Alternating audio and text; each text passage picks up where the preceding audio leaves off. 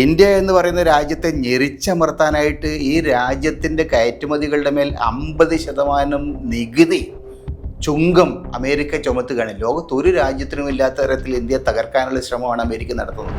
ഇന്ത്യയുടെ തെരഞ്ഞെടുപ്പിൽ യഥാർത്ഥത്തിൽ വോട്ട് ആരാണ് ചെയ്യുന്നത് എന്ന് ആർക്കും അറിയാത്ത അവസ്ഥയാണ്. കമ്മ്യൂണിസ്റ്റ് പാർട്ടിയുടെ എന്നല്ല ഒരു പാർട്ടിയുടെയും ചരിത്രത്തിൽ തെരഞ്ഞെടുക്കപ്പെട്ട ഒരു സമ്മേളന പ്രതിനിധിയെ സമ്മേളനത്തിൽ നിന്ന് ഇറക്കി വിടുന്ന ഒരു ചരിത്രം ഉണ്ടായിരുന്നു. നാട്ടിലെ ഏറ്റവും ഗുരുതരമായ പ്രശ്നങ്ങളെക്കുറിച്ച്, ഏറ്റവും നിർണായകമായ പ്രശ്നങ്ങളെക്കുറിച്ച് സംസാരിക്കേണ്ട സമയത്ത് ഈ നേതാക്കന്മാർക്ക് ഞങ്ങൾക്ക് ഈ അഴിമതിയുമായിട്ട് ബന്ധമില്ല എന്ന് പറഞ്ഞിട്ട് സ്വന്തം മേലിൽ വന്നിരിക്കുന്ന ചെളി പൊതുസമൂഹത്തിന് മുമ്പിൽ അലക്കാൻ മാത്രമേ അവർക്ക് നേരുള്ളൂ.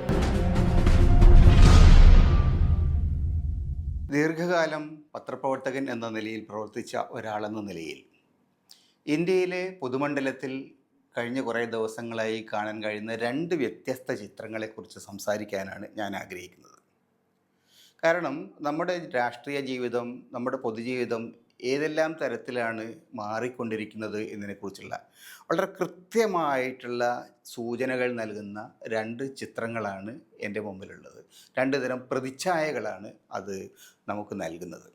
ആദ്യത്തേത് 70-കൾ മുതൽ നമ്മുടെ നാട്ടിലെ രാഷ്ട്രീയത്തിൽ വളരെ ശക്തമായിട്ടുള്ള ഒരു ബദൽ രാഷ്ട്രീയ ശക്തിയായിട്ട് ഉയർന്നു വന്നിരിക്കുന്ന കമ്മ്യൂണിസ്റ്റ് പാർട്ടിയുടെ നേതൃത്വത്തെക്കുറിച്ചുള്ള ചില വിവരങ്ങൾ.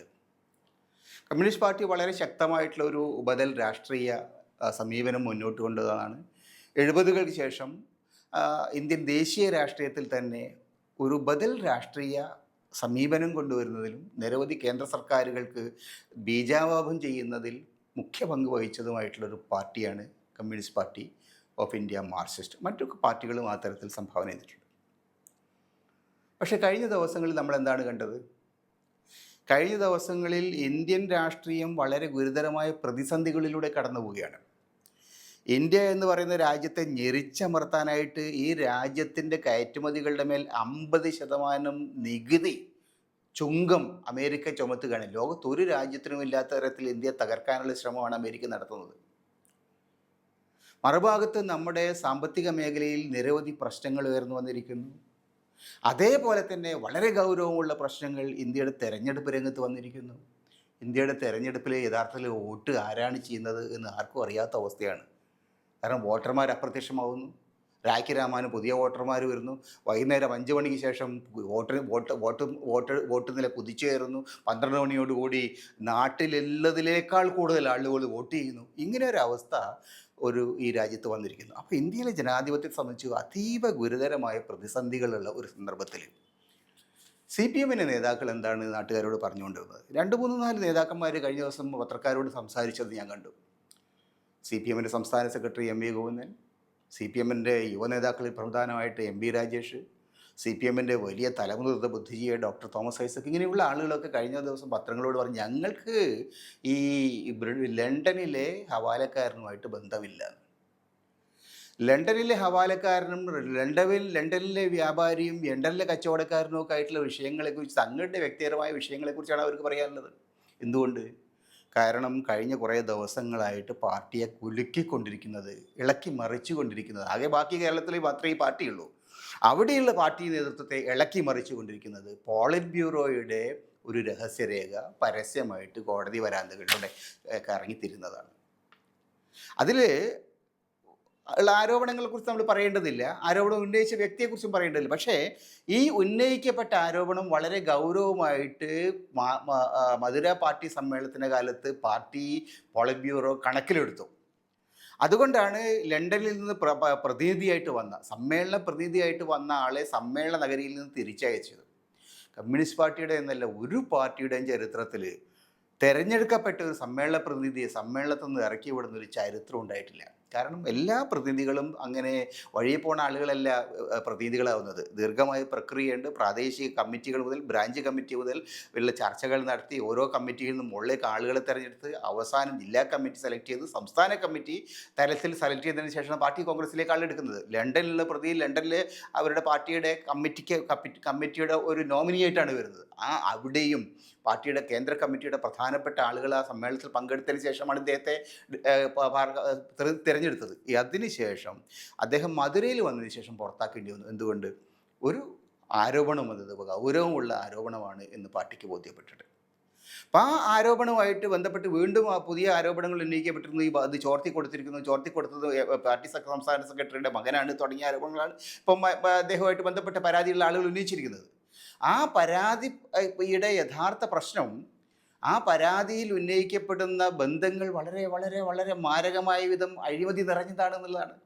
ലണ്ടനിൽ കേന്ദ്രീകരിക്കുന്ന ഒരാൾക്ക് കേരളത്തിലെ പാർട്ടി നേതാക്കന്മാർ വഴി പാർട്ടിയുടെ ആഭ്യന്തര തലങ്ങളിലെ ബന്ധങ്ങൾ വഴി അവരുടെ കുടുംബക്കാരുമായിട്ടുള്ള ബന്ധങ്ങൾ വഴി ഈ സർക്കാരിൻ്റെ പരിപാടികളെ സർക്കാരിൻ്റെ എല്ലാവിധ പദ്ധതികളെയും അട്ടിമറിക്കാനും തൻ്റെ ഇഷ്ടത്തിനനുസരിച്ച് മാറ്റിമറിക്കാനും കഴിയുന്നതാണ് അത് തെളിയിക്കുന്നത്.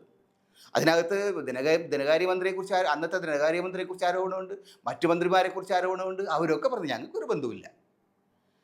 പക്ഷേ അവർ വിശദീകരിക്കാതെ വിടുന്നത് എങ്ങനെയാണ് ഇത്തരത്തിലുള്ള ഒരാൾ പാർട്ടിയുടെ അഖിലേന്ത്യാ സമ്മേളനത്തിൽ പ്രതിനിധിയായി വന്നത്, ആരാണ് അദ്ദേഹത്തെ പ്രതിനിധിയാക്കി മാറ്റിയത്, അദ്ദേഹം പാർട്ടിയുമായിട്ട് ബന്ധമില്ല എന്നാണ് ഇവർ പറയുന്നതിൽ ഇപ്പം എങ്ങനെ അദ്ദേഹം പാർട്ടിയുടെ ഈ പ്രതിനിധി സമ്മേളനത്തിലേക്ക് വരാനിടയായി തുടങ്ങി ഒരുപാട് പ്രശ്നങ്ങളുണ്ട്. പാർട്ടിക്ക് യഥാർത്ഥത്തിൽ എന്താ സംഭവിച്ചുകൊണ്ടിരിക്കുന്നത്?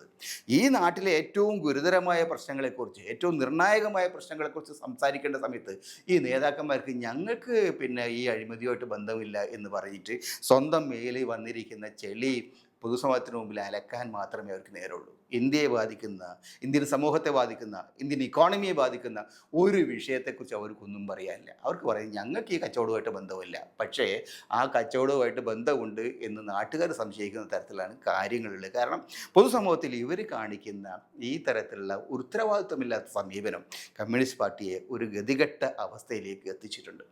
യഥാർത്ഥത്തിൽ പാവങ്ങളുടെ പാർട്ടിയായിരുന്ന പാർട്ടി ഇന്ന് ആരുടെ പാർട്ടിയാണ്? ഹവാലക്കാരുടെ പാർട്ടിയാണോ, പണക്കാരുടെ പാർട്ടിയാണോ, ബ്രോക്കർമാരുടെ പാർട്ടിയാണോ, ആരുടെ പാർട്ടിയാണ് എന്ന് നാട്ടുകാർക്ക് അറിയാത്ത അവസ്ഥയാണ്. മറുഭാഗത്ത് ഇന്ത്യൻ രാഷ്ട്രീയത്തിൽ കഴിഞ്ഞ ആഴ്ചകളിൽ ഏറ്റവും വലിയ ഒരു കോളിളക്കം സൃഷ്ടിച്ചു. ഒരു സുനാമിയുടെ പൊട്ടിത്തെറി, ഒരു സുനാമി തെര പോലെ ഇന്ത്യൻ രാഷ്ട്രീയത്തെ ഇളക്കി മറിക്കുന്ന സംഭവവികാസങ്ങൾക്കിടയാക്കിയത് രാഹുൽ ഗാന്ധി നടത്തിയ ഒരു പത്രസമ്മേളനമാണ്. ആ പത്രസമ്മേളനത്തിൽ അദ്ദേഹം വളരെ കൃത്യമായിട്ട് ഇലക്ഷൻ കമ്മീഷനെ കൃത്യമായിട്ട് മുൾമുനയിൽ നിർത്തുകയാണ് ചെയ്തിട്ടുള്ളത്. കഴിഞ്ഞ ലോക്സഭാ തിരഞ്ഞെടുപ്പിൽ ബാംഗ്ലൂർ സെൻട്രൽ ലോക്സഭ അസംബ്ലി മണ്ഡലത്തിലെ മഹാദേവപുരം എന്ന് പറയുന്ന അസംബ്ലി മണ്ഡലത്തിൽ ഉണ്ടായിരിക്കുന്ന വോട്ട് തട്ടിപ്പുകളെ സംബന്ധിച്ച് വളരെ കൃത്യമായ കണക്കുകൾ അദ്ദേഹം വളരെ കൃത്യമായിട്ട് സമൂഹത്തിന് മുമ്പിൽ വെച്ചു. 5 തരത്തിലുള്ള അഴിമതികൾ, അട്ടിമറികൾ തെരഞ്ഞെടുപ്പ് പ്രക്രിയയിൽ നടന്നിട്ടുണ്ട് എന്ന് അദ്ദേഹം തെളിയിച്ചു. അതിനകത്ത് ബന്ധപ്പെട്ട പേരുകൾ, വിലാസങ്ങൾ അദ്ദേഹം പുറത്തിറക്കി. 1 ലക്ഷത്തിലേറെ വോട്ടർ തട്ടിപ്പ് ഇതിനകത്ത് നടന്നിട്ടുണ്ട് അദ്ദേഹം പറഞ്ഞു. അങ്ങനെയാണ് ആ സീറ്റ് വിജയിച്ചത് എന്ന് അദ്ദേഹം എസ്റ്റാബ്ലിഷ് ചെയ്തു. അതായത് ഇലക്ഷൻ കമ്മീഷൻ സംബന്ധിച്ചിടത്തോളം കഴിഞ്ഞ കുറേ കാലങ്ങളായി ഇലക്ഷൻ കമ്മീഷൻ BJPയുടെ ഒരു ഏജൻസി മാതിരിയാണ് പെരുമാറുന്നത്. ഇലക്ഷൻ കമ്മീഷൻ്റെ കമ്മീഷൻ ഉദ്യോഗസ്ഥന്മാർ BJP സർക്കാർ ഓഫീസിൽ നിന്നും ആഭ്യന്തരമന്ത്രിയിൽ നിന്നും ഉത്തരവുകൾ ഏറ്റുവാങ്ങുന്നതായിട്ട് നമുക്ക് തോന്നുന്ന ഒരു അന്തരീക്ഷമുണ്ട്. പല തെരഞ്ഞെടുപ്പുകളും അട്ടിമറിക്കപ്പെടുന്നതായിട്ട് ജനങ്ങൾ സംശയിക്കുന്നുണ്ട്. പക്ഷേ തെളിവുകളുണ്ടായിരുന്നില്ല. പക്ഷേ കർശനമായ പരിശോധനയിലൂടെ 6 മാസം നീണ്ടുനിന്ന ഗവേഷണത്തിലൂടെ ആ തെളിവുകൾ രാജ്യത്തിന് മുമ്പിൽ ഹാജരാക്കി ഇലക്ഷൻ കമ്മീഷനെ മുൾമുലയിൽ നിർത്തിയിരിക്കുകയാണ് ഇപ്പോൾ രാഹുൽ ഗാന്ധി. അദ്ദേഹം യഥാർത്ഥത്തിൽ ഒരു പാവപ്പെട്ടവരുടെ പാർട്ടിയുടെ നേതാവൊന്നുമല്ല. ഇന്ത്യയിൽ പണക്കാരായിട്ടുള്ള, ഇന്ത്യയിൽ ധാരാളം അധികാരത്തിലിരുന്ന ഒരു രാഷ്ട്രീയ കക്ഷിയുടെ ഏറ്റവും വലിയ പ്രമുഖന്മാരായിട്ടുള്ള ആളുകളുടെ, വലിയ ധനികരായിട്ടുള്ള ആളുകളുടെ വലിയ കുടുംബത്തിൻ്റെ 5ാമത്തെ തലമുറയാണത്. മോട്ടിലാൽ നെഹ്റു മുതൽ ജവഹർലാൽ നെഹ്റു, ഇന്ദിരാഗാന്ധി, രാജീവ് ഗാന്ധി എന്നിങ്ങനെ ഒരു തലമുറയിൽപ്പെട്ട ഒരാളാണ് അദ്ദേഹം. യഥാർത്ഥത്തിൽ പട്ടുമെത്തയിൽ കടന്ന ആളാണ്. അങ്ങനെയുള്ള ആളാണ് വളരെ കൃത്യമായ പരിശോധനയിലൂടെ, വളരെ കൃത്യമായിട്ടുള്ള നിഗമനങ്ങളിലൂടെ, വാദമുഖങ്ങളിലൂടെ ഇന്ത്യൻ രാഷ്ട്രീയത്തെ ഇളക്കിമറിക്കുന്നത്.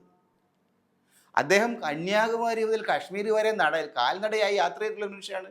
ഇപ്പോൾ ഈ തെരഞ്ഞെടുപ്പുമായിട്ട് ബന്ധപ്പെട്ട് വോട്ട് ചോരി എന്ന വിഷയത്തിൽ അദ്ദേഹം വീണ്ടും ജനങ്ങളിലേക്ക് ഇറങ്ങുകയാണ്. ജനങ്ങൾക്കിടയിൽ പ്രവർത്തിക്കാൻ അദ്ദേഹം തയ്യാറാവുന്നുണ്ട്. ഇതൊരു വ്യത്യാസമാണ്. ഒരു കാലത്ത് കമ്മ്യൂണിസ്റ്റ് പാർട്ടിയുടെ നേതാക്കന്മാർ AKGയെ പോലെ ആളുകൾ മലബാറിൽ നിന്ന്, കണ്ണൂരിൽ നിന്ന് അദ്ദേഹം പട്ടിണി ജാഥ നടത്തി മദിരാശി നഗരത്തിലേക്ക്. സ്വാതന്ത്ര്യം കിട്ടുന്നതിന് മുമ്പാണ് മലബാറിലെ ആളുകൾ പട്ടിണി കിടക്കുന്ന സമയത്ത്, പ്രയാസങ്ങൾ നേരിടുന്ന സ്ഥലത്ത് AKGയും സംഘവും ദിവസങ്ങളോളം നീണ്ടുനിന്ന ഒരു ദീർഘമായിട്ടുള്ള പട്ടിണി ജാഥ മദിരാശിയിലേക്ക് നടത്തിയത് കഴിഞ്ഞ 100 കൊല്ലത്തെ ഇന്ത്യൻ ചരിത്രത്തിലെ, കേരള ചരിത്രത്തിലെ, മലബാർ ചരിത്രത്തിലെ ഏറ്റവും സുപ്രധാനമായ സംഭവവികാസമാണ്. അതിൻ്റെ AKGയുടെ അനുയായികളായിട്ടുള്ള ആളുകളാണ് നല്ല പട്ടുകുപ്പായമൊക്കെ ആയിട്ട് നാട്ടുകാരുടെ മുമ്പിൽ വന്നിട്ട് എനിക്ക് ആ പാലപ്പണവുമായിട്ട് ബന്ധമില്ല എന്ന് പറയുന്ന നാണം കെട്ട അവസ്ഥയിൽ ചെന്ന് ചേർന്നിരിക്കുന്നത്. ഇത് ഇന്ത്യൻ രാഷ്ട്രീയത്തിൽ വന്നിരിക്കുന്ന ഒരു വലിയ മാറ്റത്തിൻ്റെ സൂചനയാണ്. ഒരു കാലത്ത് പാവപ്പെട്ടവർക്ക് വേണ്ടി സംസാരിച്ച ആളുകൾ ഇന്ന് പണക്കാരുടെ പാർട്ടിയായിട്ട് മാറുന്നു.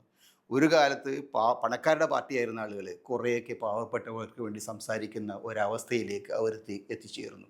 ഈ മാറ്റം നമ്മുടെ രാഷ്ട്രീയത്തിലെ മാറ്റമാണ്, നമ്മുടെ പൊതുജീവിതത്തിലെ മാറ്റമാണ്. ജനങ്ങൾ വളരെ ഗൗരവത്തോടുകൂടി കാണേണ്ട രണ്ട് പ്രധാനപ്പെട്ട ചിത്രങ്ങളാണ് ഇത്. ഈ ചിത്രങ്ങൾ നൽകുന്ന സൂചന നമ്മുടെ രാഷ്ട്രീയത്തിൽ വന്നിരിക്കുന്ന മാറ്റങ്ങളുടെ സൂചന കൂടിയാണ്.